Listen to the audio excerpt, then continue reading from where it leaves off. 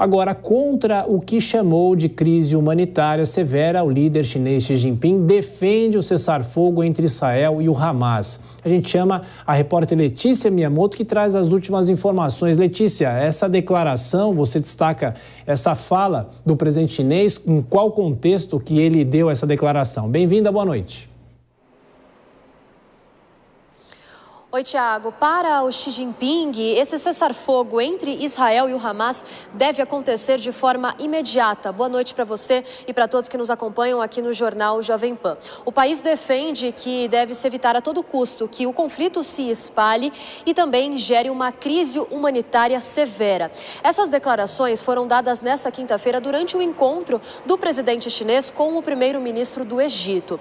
Na reunião, Xi Jinping também defendeu a implementação da solução de 2 estados. Para o presidente da China, o projeto que estabelece a coexistência entre Israel e a Palestina é a melhor solução para uma saída para este conflito. O presidente da China também elogiou a posição do Egito em relação a essas questões de ajuda humanitária na faixa de Gaza. Nessa quinta-feira, como a gente já acompanhou, o governo egípcio autorizou a entrada de pelo menos 20 caminhões que vão levar essa ajuda para a região. Lembrando que essa medida é resultado das negociações com Israel, que foram intermediadas pelos Estados Unidos, mais especificamente pelo presidente Joe Biden. Tiago.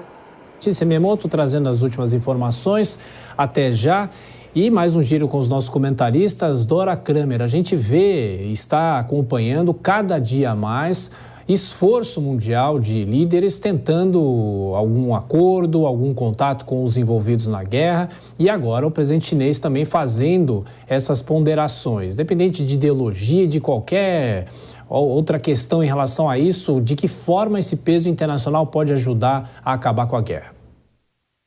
Tiago, não faço a mais pálida ideia, e eu acho que ninguém faz, porque há tentativas de todo lado, cada um, e aí também tem interesses específicos, não é? Individuais de cada país envolvido em cada manifestação, em cada posicionamento. Então, hoje, uma das coisas terríveis desse episódio, disso que está acontecendo, é exatamente a gente não ter a menor ideia de que forma isso pode se encaminhar de um jeito melhor, de um jeito mais racional.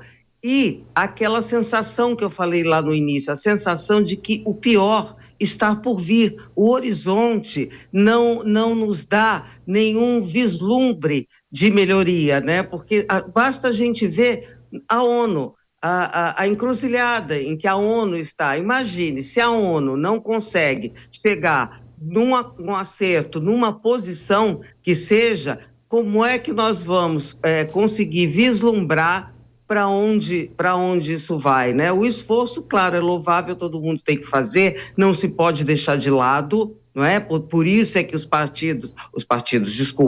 países continuam fazendo esse esforço, por isso é que se vai tentar lá uma nova resolução na ONU, embora o Sérgio Danesi, nosso representante lá, já tenha dito que isso não é prioritário, mas enfim, é um esforço contínuo, mas que por enquanto não ajudou em quase nada. Eu não vou dizer nada, porque eu tenho a esperança, faço a expectativa de que essa abertura amanhã das fronteiras, a chegada de ajuda humanitária, possa pelo menos amenizar um pouco o sofrimento daquelas pessoas. Mas do conflito em si, a gente nem sabe se isso não vai se espraiar para a região toda, não sabemos quem vai entrar, quem não vai entrar, não é?